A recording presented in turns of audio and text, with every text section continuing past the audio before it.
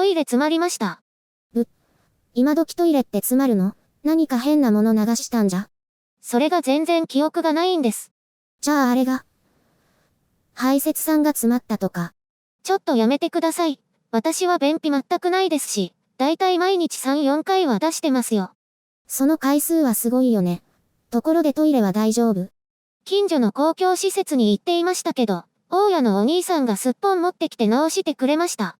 よかったね。何が詰まってたんだろう。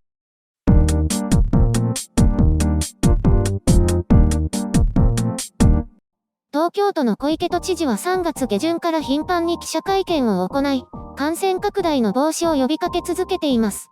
中でも問題となっているのは危機意識の薄い若者と、幅広い年齢層が通い、感染経路となっていると思われる夜間営業の酒場やカラオケ店などです。以前から指摘している密閉空間、密集する場所、密接した会話のすべてに当たるとして、当面の間バーやナイトクラブなど接待を行う飲食店へ行くことについて自粛を要請しました。しかしながら営業禁止ではないことや、さらに自主休業しても何の保証もないことから、経営者側としては可能な限り店を開けて売り上げを上げたいという声が上がっています。小池都知事は保証については国が行うとして、都としての対応は行わないとしていて、不満の声が上がっています。一方韓国の首都圏では、相変わらず散発的な集団感染が発生するものの、これといった感染拡大はないという状況が続いています。それでも出口が見えるわけではなく、依然として警戒態勢が続いています。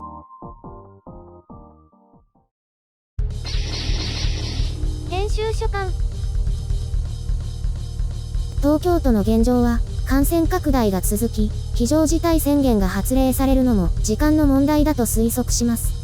検査数が少ないため、市中に感染者が多くいることが推測されます。これには海外からの帰国者も多く含まれるでしょう。そんな状況でこれまで通り感染拡大を抑えるのは極めて困難で、入院体制などは早急に切り替える必要があると思います。要するに軽症者は自宅待機などにするということです。日本の検査数が少ない理由はいくつかあります。これは海外との基準の違いによるものではありますが、検査対象となる濃厚接触者には簡単にならないからです。日本の濃厚接触者の定義は国立感染症研究所の2020年3月12日暫定版、積極的疫学調査実施要領によりますと、感染者が発病した以降に接触した者のうち、まず発病前の人は除外されます。患者と同居あるいは長時間の接触、車内、航空機内などを含む、があった者、適切な感染防護なしに患者を診察、看護もしくは介護していた者、患者の気道分泌液もしくは体液等の汚染物質に直接触れた可能性が高い者、手で触れることまたは対面で会話することが可能な距離、目安として2メートル、で、必要な感染予防策なしで患者と接触があった者、となっています。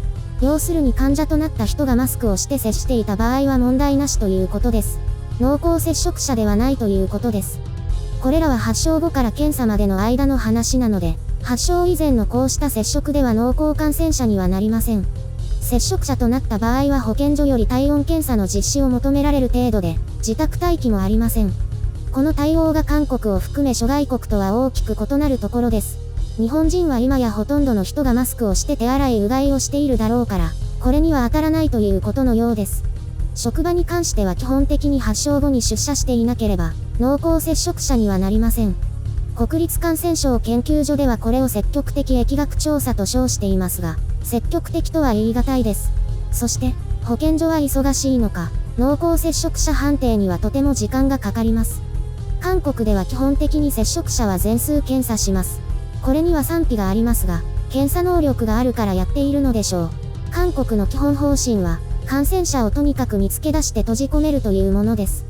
感染者が旅行した場合には、監視カメラを使って可能な限りの行動を調査し、接触者には全員検査を行います。日本がここまで徹底されていないのは明らかだと思います。その分費用はかかっていません。韓国メディアによると、韓国の検査キットの精度は 98% ということです。50人に1人は誤検出、あるいは検出できずということになります。非感染者を誤検出するケースがあるのかどうかはちょっとわかりません。統計上からすれば、これまでに41万以上検査して、8000人以上は誤っている可能性があるということです。こうして大きな数字を出すと批判したくなるでしょうが、それでも私は積極的に検査すべきだと思います。私が集計したデータでは、韓国の検査陽性率は 2.38%、2% 検出ミスがあるということなので、奇妙な感じがしますね。韓国の推移はこのようになっています。こちらは全体と集団感染があったキョンプクのものです。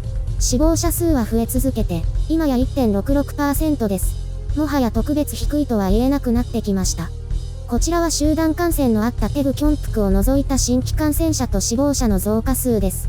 どう見ても右肩上がりで、抑えられているようには思えません。ただ、準備をする時間は稼げていると言えるでしょう。こちらは首都圏、ソウルと周辺のキョンギドです。突発的な集団感染を除いて、どうにか急速な拡大を抑えているというのがわかるかと思います。日本の報道機関は様々な表現で感染の推移を伝えていますが、集団感染が特定される場合はそれを差し引いて考えるのが良いかと思います。当然波及はしますが、潜在的感染者による市中感染の推移を知るにはそれが良いと思われます。そういう意味では空港検疫も別にした方が良いように思います。個人的な意見としては、日本はもっと積極的に検査をすべきだと思います。検査体制の問題なのか何なのかわかりませんが、接触者は体温検査だけでなく PCR 検査も行うべきでしょう。日本は感染の可能性が高い人をえりすぐって検査陽性率 6.8%。これはこれで良いですが、無症状感染者が大勢いることを考えれば躊躇する意味はないと思います。医療機関の受け入れ体制を整備し、重篤者と重症者のみ受け入れるなど、対応の切り替えを行えるようにすべきです。とにかく日本の場合は感染者が普通の生活を行い続けているので、ピークが過ぎるのはかなり後になるのではないかと思います。収束を早めるためにも積極的に検査を行い、感染者の活動を制限すべきと思います。それができなかったため、経済活動を制限しなければならない事態に陥っているのが現状だと考えます。オリンピックのために対応が遅れたことは否めませんが、経済への影響を最小限にして何とか乗り切るという楽観シナリオがそもそもの問題だと思います。政府の自粛要請を批判しているのがなんと日本共産党という、この人たちが経済重視か、というのに驚きとため息が出てきますね。消費税 5% にしろとも主張しているようですが、それとこれとはちょっと別の問題だと思います。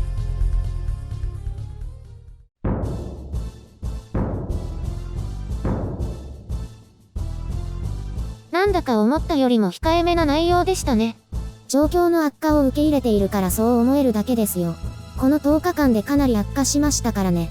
2週間で東京の新規感染者数が500人増加するという予測も今聞けばショックを受ける内容ではないでしょう。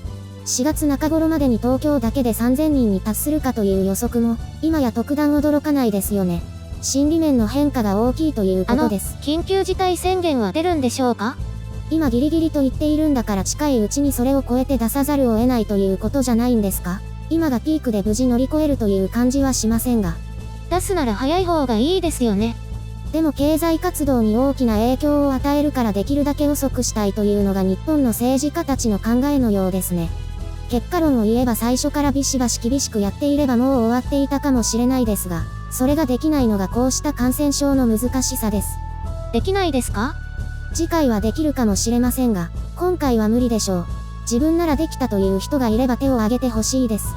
舛添さんはそう主張しそうですけど。あの人は人の意見を聞かなそうだからできるかも。でもこうした政府のいろいろな動きを見ていたら難しいんじゃないですかね。日本は一人一人に与えられる権限がそれほど強くないので。私はもう非常事態宣言出ちゃってもいいですけど、自宅勤務は思いのほか快適です。仕事してる？バリバリやっていますよ。驚くことにのんびりドラマを見たりする時間がないんです。不思議です。そういえば、多くの人が聞きたい韓国の対応についてはどう思いますか？いつもと特に評価は変わらず、よくやっていると思います。特に否定するところはないです。マスク政策、政府が買い上げて販売する、についてはやりすぎで愚かだと思います。ドライブスルーについてはどうですか？あれでいいと思います。